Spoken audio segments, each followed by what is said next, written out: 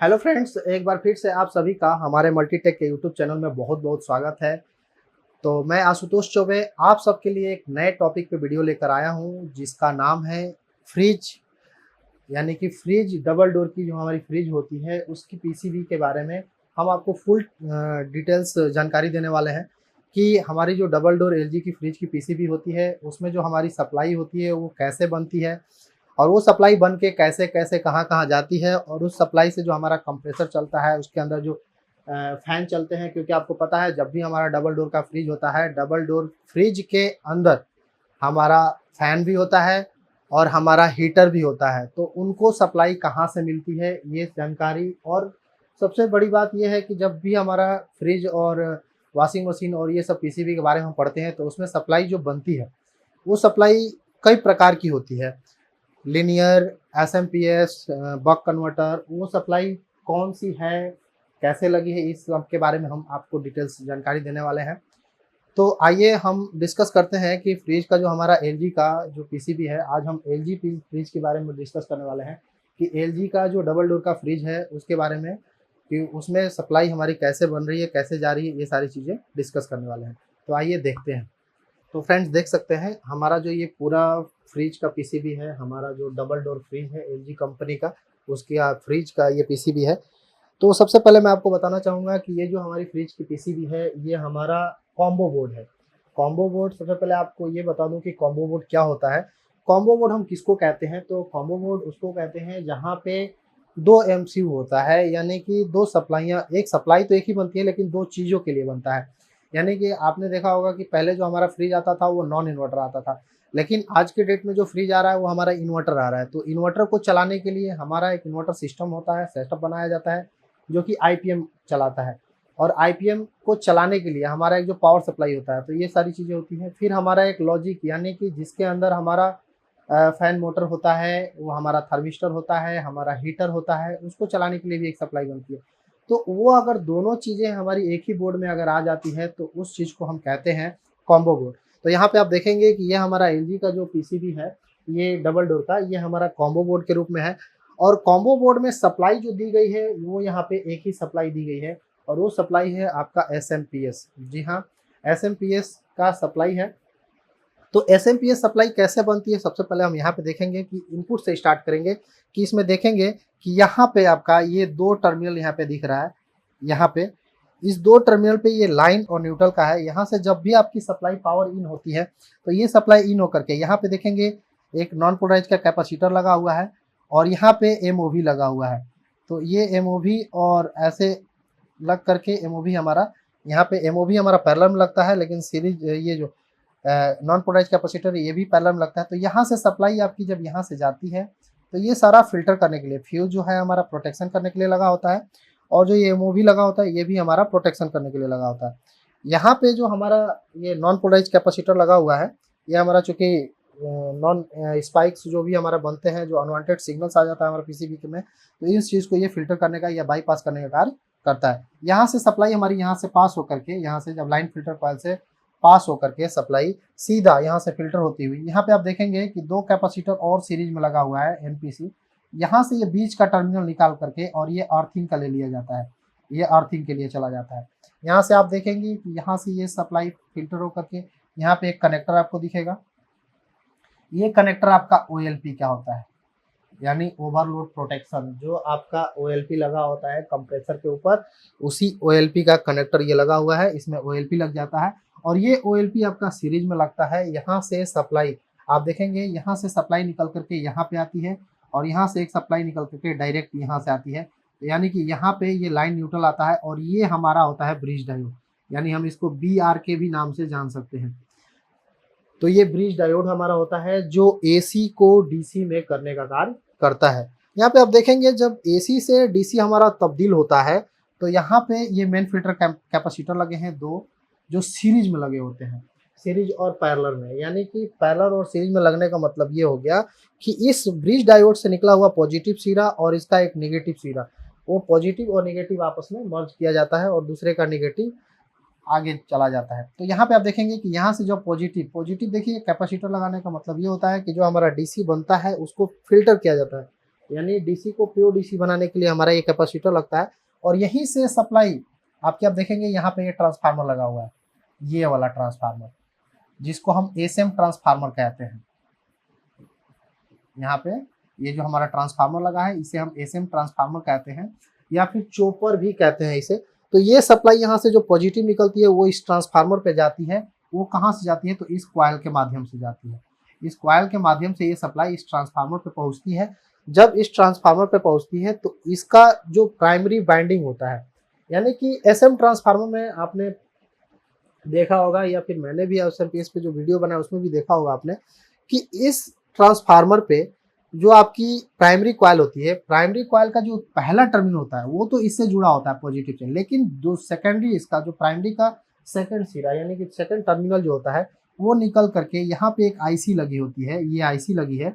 इस आईसी का नाम आपका एसटीआर आईसी होता है। ये एसटीआर आईसी होता है जो इस ट्रांसफार्मर के अंदर स्विच करने का कार्य करती है, स्विचिंग कराती है, जिससे कि ये ट्रांसफार्मर आपका इनेबल हो सके। जब ये आईसी इसके प्राइमरी कॉइल में मैग्नेटिक फील्ड जनरेट करती है, ये आईसी एसटीआर आईसी जो इस ट्रांसफार्मर के अंदर में मैग्नेटिक फील्ड यानी कि चुंबकीय क्षेत्र जब उत्पन्न करती है, तो आपका ये सेकेंडरी सिरा, आप देखेंगे यहाँ पे ये एक सेकेंडरी सिरा होता है और यहाँ पे एक ऑक्सिलरी सिरा होता है, यहाँ पे एक और कॉइल होता है, और ये आपका प्राइमरी हो गया। तो यहाँ पे ये प्राइमरी, ये ऑक्सिलरी और ये सेकेंडरी।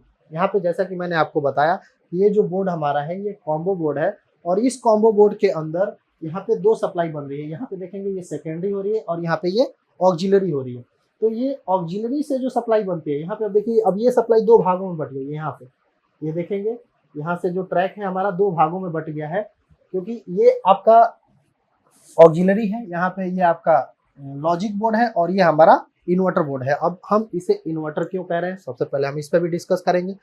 अब इस सेक्शन को, यानी यहाँ से हम इस सेक्शन को इन्वर्टर कह रहे हैं। अब इन्वर्टर कहने का रीजन ये हमारा है क्योंकि यहाँ क्या है, आईपीएम लगा हुआ है। ये पूरा जो आपको हीटसिंक के नीचे जो दिख रहा है ये आपका क्या है, आईपीएम है। तो ये आईपीएम किस लिए है, क्योंकि ये जो इन्वर्टर पीसीबी के अंदर में जो कंप्रेसर को चलाता है वो हमारा आईपीएम ही चलाता है। तो ये आईपीएम लगा हुआ है और इसी को हम इन्वर्टर कह रहे हैं, इसीलिए इस पूरा सेक्शन को हम क्या बोलेंगे, इन्वर्टर। और यहाँ पे देखेंगे ये पूरा सेक्शन, यहाँ से हमारा ये पूरा सेक्शन क्या हो गया, लॉजिक हो गया। अब इसको हम लॉजिक क्यों कह रहे हैं, क्योंकि जैसा कि मैंने बताया आपसे, इसके अंदर आपका थर्मिस्टर, इसके अंदर फैन मोटर, इसके अंदर हीटर, इन सब चीज़ों का कनेक्टर दिया जाता है, इसलिए हम इसको लॉजिक कहते हैं। तो सबसे पहले हम लॉजिक को समझते हैं। यहाँ से जब सप्लाई बनती है सेकेंडरी से, तो सेकेंडरी निकल करके इस आउटपुट में चली जाती है। यहाँ से देखेंगे ये स्कॉटकी डायोड लगा हुआ है, यहाँ पे ये स्कॉटकी डायोड इस आउटपुट के एसी को डीसी करने के लिए लगा होता है, क्योंकि जब भी चॉपर या एसएम ट्रांसफार्मर को स्विचिंग कराया जाता है तो इसकी फ्रीक्वेंसी जो होती है हाई होती है, तो इसको एसी से डीसी करने के लिए स्कॉटकी डायोड का प्रयोग किया जाता है। यहाँ पे देखेंगे आप कि जब एसी से डीसी हो जाता है, यहाँ पे फिल्टर करने के लिए कैपेसिटर लगे होते हैं, और इसी कैपेसिटर के बाद आपका ये रेगुलेटर आईसी लगा होता है। ये रेगुलेटर आईसी आपकी 7805 होती है, क्योंकि जो आउटपुट से सप्लाई बनती है वो हमारी 12 वोल्ट के आसपास बनती है सेकेंडरी में, और सेकेंडरी में जो आउटपुट हमारा बनता है 12 वोल्ट की सप्लाई बनती है, उसको हमें 12 वोल्ट, अब वही 12 वोल्ट देखिए, 12 वोल्ट को रेगुलेट किया जाता है 5 वोल्ट में। यहाँ पे जो आईसी लगी होती है 7805, और वही 5 वोल्ट को दिया जाता है कहाँ, एमसीयू में दिया जाता है। यहाँ पे आप देखेंगे एक डिटेक्टर आईसी यहाँ पे भी दिया जाता है। ये 5 वोल्ट की सप्लाई आपकी ये स्विच है जिसे टेस्ट बटन कहा जाता है, यहाँ पे भी दिया जाता है। यहाँ से 5 वोल्ट की सप्लाई आपके डिस्प्ले सेक्शन में भी जाती है, अलग अलग चली जाती है। लेकिन यहाँ से जो सप्लाई आपकी 12 वोल्ट बनती है, यहाँ पे देखेंगे 12 वोल्ट आपकी सप्लाई इस रिले पे भी आती है, यहाँ पे आपकी बाइपोलर लगी होती है इस पे भी आती है। तो ये सप्लाई ऐसे ऐसे आपकी चली जाती है। यहाँ पे हम एक कनेक्टर के थ्रू हम समझते जाएंगे ये कैसे यहाँ पे वर्किंग हो रहा है। तो यहाँ पे देखेंगे कि यहाँ पे ये कनेक्टर जो लिखा है, ये कनेक्टर आपका फैन का है, ये ये कनेक्टर आपका हीटर का है, ये कनेक्टर आपका हीटर का है। और हीटर को ऑपरेट करने के लिए यहाँ पे ये देखेंगे ये रिले लगा हुआ है, ये आपका रिले है, और रिले को ऑपरेट करने के लिए ये बाइपोलर लगी हुई है। आपको बाइपोलर आईसी का वीडियो भी हमारे चैनल पे दिख जाएगा। तो ये बाइपोलर आईसी जो नंबर है आपका KID 65003 करके है, और ये आईसी आपका कैसे वर्क करती है ये भी आपको बखूबी उस वीडियो में बताया गया है। तो यहाँ से ये सप्लाई ये इस रिले को ऑन करेगी और इस बाइपोलर को ऑन ये आपका एमसीयू करेगा, जो यहाँ पे एमसीयू है, क्योंकि ये एमसीयू जो है पूरे सर्किट को जो है कंट्रोल करता है। एमसीयू यानी एमसीयू का मतलब हमारा माइक्रो कंट्रोलर यूनिट्स है। यहाँ पे इस कनेक्टर का काम हमारा हीटर्स है। यहाँ पे आप देख सकते हैं कि यहाँ पे लिखा है हीटर भी लिखा है, और डिफ्रॉस्ट हीटर लिखा है, एफ हीटर लिखा है, और फैन लिखा है, और एफ फैन लिखा है। मतलब यहाँ पे हीटर और प्लस फैन दोनों का कनेक्टर आपका लगा हुआ है। आपको मैं बता दूं कि हमारी एसी हमारा जो फ्रिज होता है, फ्रिज पीसीबी के अंदर में हमारा जो फैन आता है वो हमारा एक फ्रीजर फैन आता है, कंप्रेसर फैन आता है। तो फैन की अगर हम बात करें तो फैन हमारा डीसी भी आता है, एसी भी आता है। डिपेंड कर रहा है कि उस फ्रिज की पीसीबी में कौन सा आपका फैन दिया हुआ है। तो यहाँ पे आप देखेंगे ये एसी फैन भी दिया है। यहाँ पे इस पीसीबी के अंदर में यहाँ पे हम देखें तो यहाँ पे भी देखेंगे, यहाँ पे भी ये फैन का कनेक्टर दिया है। तो यहाँ पे देखेंगे तो एसी से कनेक्टेड दिया है, लेकिन रिले जो यहाँ पे नहीं लगाया गया है। यहाँ पे आप ध्यान देंगे इस पीसीबी के अंदर में ये 3 रिले का ऑप्शन 1 2 3 दिया है, लेकिन तीनों रिले नहीं लगा है। जब आप यहाँ पे देखेंगे तो यहाँ पे एक और फैन लगाया गया है, यहाँ पे लिखा है सी फैन, एफ फैन। तो यहाँ पे जो लिखा गया ये फैन, और यहाँ पे ये हमारा कॉइल लगाया गया है, और इन दोनों को एक्टिव करने के लिए यहाँ पे देखेंगे ये 2 ट्रांजिस्टर लगाया गया है यहाँ पे, यानी कि इन 2 ट्रांजिस्टर के थ्रू इस कॉइल को इनेबल और कॉइल की सप्लाई को दिया जाता है इस फैन में। यहाँ पे ये 3 फैन एक के लिए, 3 फैन एक के लिए, यानी 3 पिन एक के लिए, 3 पिन एक के लिए, ऐसे हमारा फैन लगा होता है। V का मतलब होता है वोल्टेज यानी VCC 12 वोल्ट की सप्लाई, G का मतलब होता है ग्राउंड, और L का मतलब होता है फीडबैक, जो MCU को हमारा मोटर का फीडबैक यानी जो हमारा फैन चलता है उसका फीडबैक MCU को जाता है। ठीक उसी प्रकार यहाँ पे देखेंगे कि ये हमारा कनेक्टर होता है डिस्प्ले का, और डिस्प्ले का कनेक्टर जो होता है यहाँ पे 2 बाईपोलर लगी हुई है। यहाँ पे ये दोनों बाईपोलर हैं हमारी, ये दोनों हमारी बाईपोलर हैं, और ये दोनों बाईपोलर मिल करके इस डिस्प्ले को चला रही है। इस डिस्प्ले को चलाने का काम हमारा ये दोनों बाईपोलर आईसी कर रही है। यहाँ पे आप देखेंगे कि ये जो हमारा लगा हुआ है, एक बजर भी हमारा लगा हुआ है इसमें, ताकि आप जब भी कोई कमांड दे तो हमारा जो बजर है उस कमांड पे बीप साउंड देने का कार्य करे।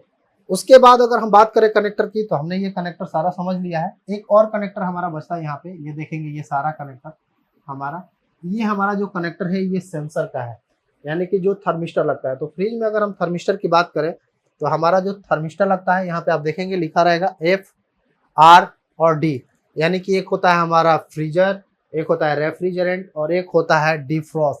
तो यहाँ पे ये सारे सेंसर हमारे जो होते हैं वो लगते हैं। अगर हम बात करें कि अगर हमारे पास सेंसर नहीं है तो हम पीसीबी को कैसे रिपेयर करें, तो आपको क्या करना है कि 5 kilo ohm, 7 kilo ohm, 4 kilo ohm का रजिस्टर ले करके यहाँ पे उसको लगा देना है। यहाँ पे देखेंगे कि एक पिन ग्राउंड और एक पिन सेंसर का होता है, यानी कि यहाँ पे 2, 2, 4 और 2, 6। यहाँ पे देखेंगे ये यहाँ से यहाँ तक दिया है, यहाँ से यहाँ तक, यानी ये हमारी 6 पिनें सेंसर की होती हैं, 2, 2, 4, 2, 6। तो आपको क्या करना है कि 3 रजिस्टर लेकर के तीनों का एक पिन कॉमन कर लेना है और ग्राउंड कर देना है, और बाकी को एक एक टर्मिनल पे यानी कि हमारा आर सेंसर पे, डी सेंसर पे, एफ सेंसर पे लगा देना है।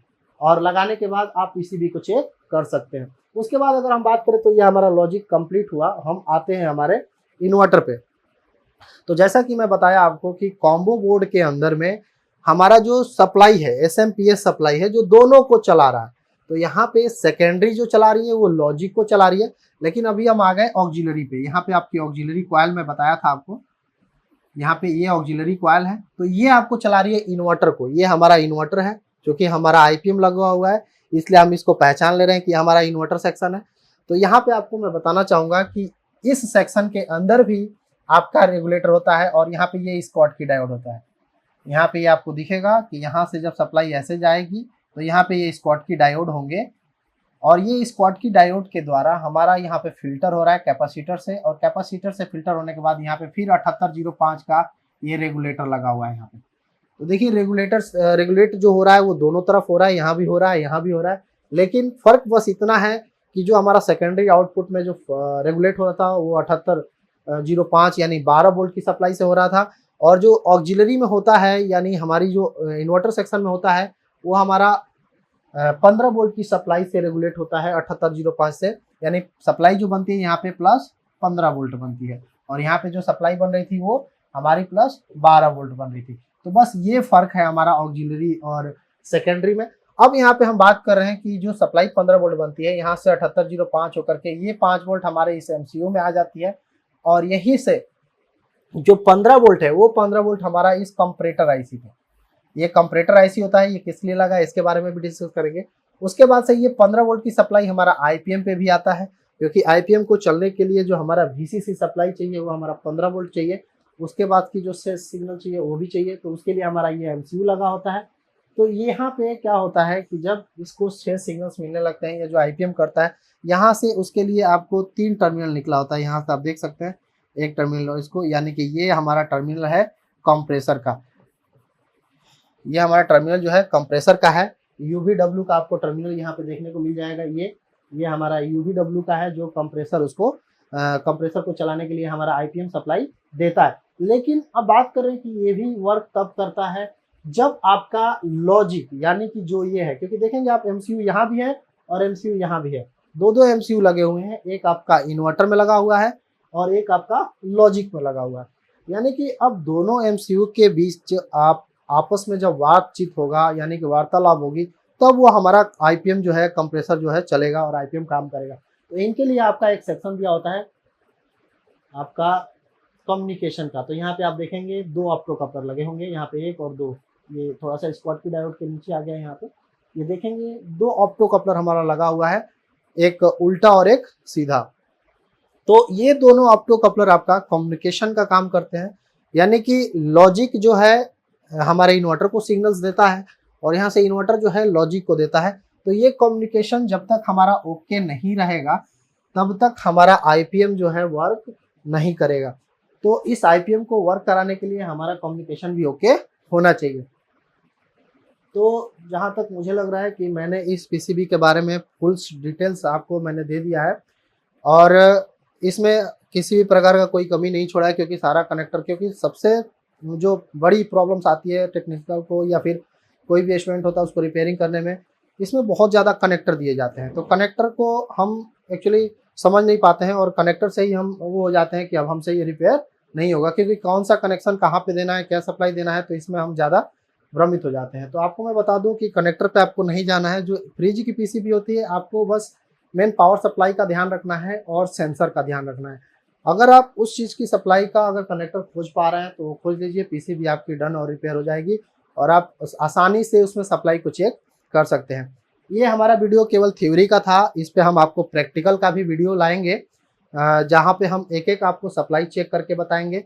और यह वीडियो आपको कैसा लगा प्लीज़ लाइक और कमेंट करके ज़रूर बताएं, और नेक्स्ट वीडियो किस टॉपिक पे चाहिए प्लीज़ वो भी हमारे कमेंट बॉक्स में ज़रूर बताएं। और अभी तक यदि आपने हमारा चैनल सब्सक्राइब नहीं किया है तो प्लीज़ सब्सक्राइब कर लें, बेल आइकन को भी प्रेस कर लें, ताकि आपको आने वाला वीडियो का नोटिफिकेशन जल्द से जल्द मिल सके। मिलते हैं नेक्स्ट वीडियो में, तब तक के लिए धन्यवाद।